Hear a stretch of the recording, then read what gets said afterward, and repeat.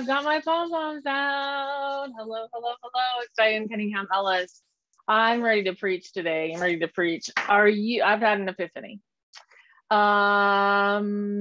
This morning I've been talking to a couple of clients and my team, and the topic of imposter syndrome has come up.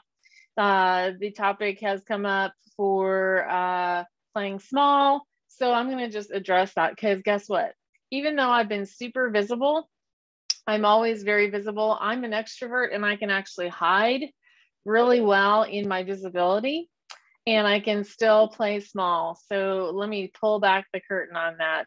And I'm going to just get real vulnerable. I have been hiding out with confusion. See if you resonate with any of this. I've been hiding out with not raising my prices, and I've been hiding out with confusion. I've been hiding out with running this way and that way, right? And, that's my energetic personality.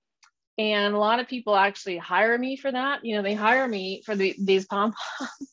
Woo, woo. They hire me for the crazy stuff I do, singing, and dancing around like this. And that's all good and well, but I can still hide, and I have to be called out.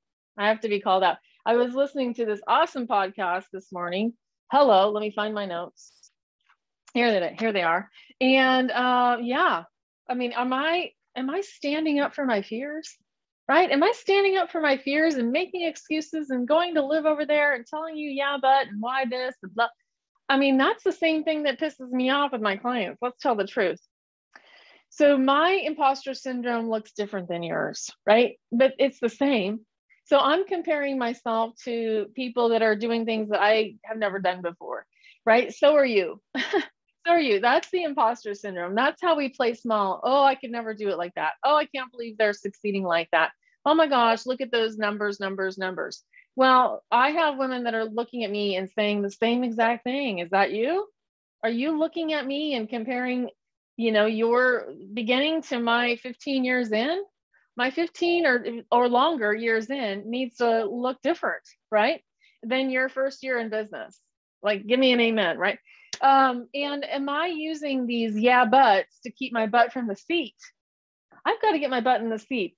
Actually, I need to stand up most of the time, and I'm starting to do that more. One of the things on this podcast this morning, she said, was my moves move my client.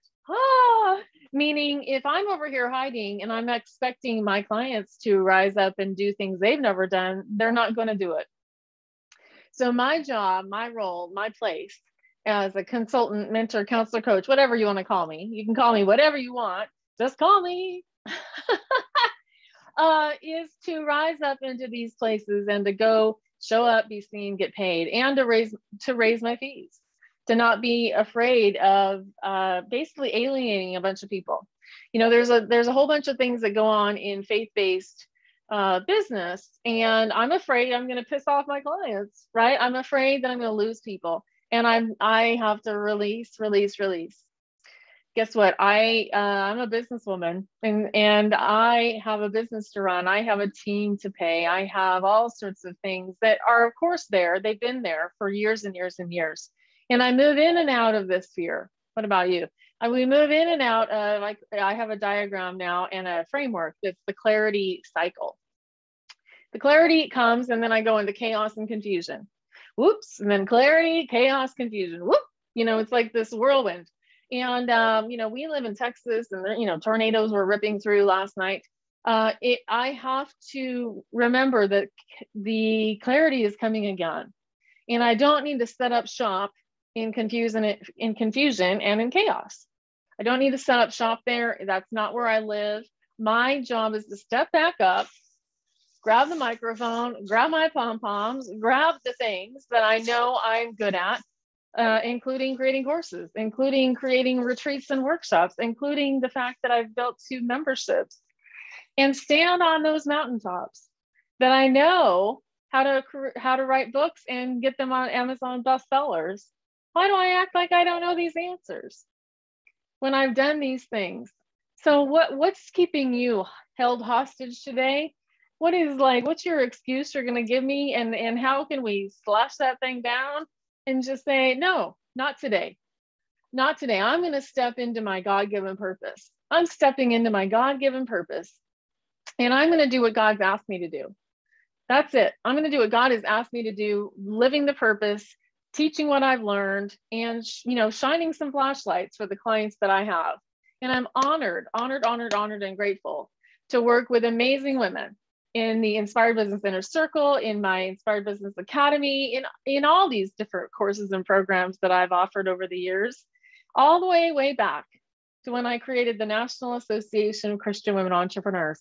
I mean, do you think I had some imposter syndrome? Yeah. And I look back on my younger self, that girl in 2009 with a crazy dream and who launched it in 2010 and just went. She did it. She did it. 165 women joined that first year. And I just held on. And said, God, please show me, help me. And all of that came, a decade or so after my lawsuit. So in June 2nd, 1999, I was a counselor, and my client chose suicide. He chose suicide, and it was horrifying. It was devastating. It ended up removing my career from me eventually. And so I walked through this suicide experience with him and his wife and his children, and then I was blamed and named in a lawsuit. And so then I fought for 3 years to fight for my career. And eventually it ended up with me in malpractice. And, there's lots of different pieces. I'm not going to go all the way down those little rabbit trails, but it broke me, friends. It broke me. And so I stopped. I couldn't be a counselor anymore. And I had to start again.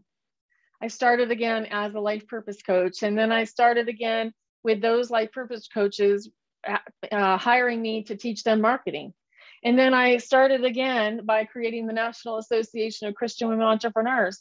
And then I started again once I got sober, right? And then I started again once I sold NACWE, the National Association.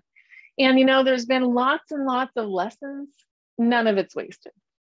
Amen. None of it's wasted. It's all a part of my purpose plan and life mission. And I'm honored to walk on these paths with women that have, chaotic stories like me. And let's go do what we're called to do. Are you ready?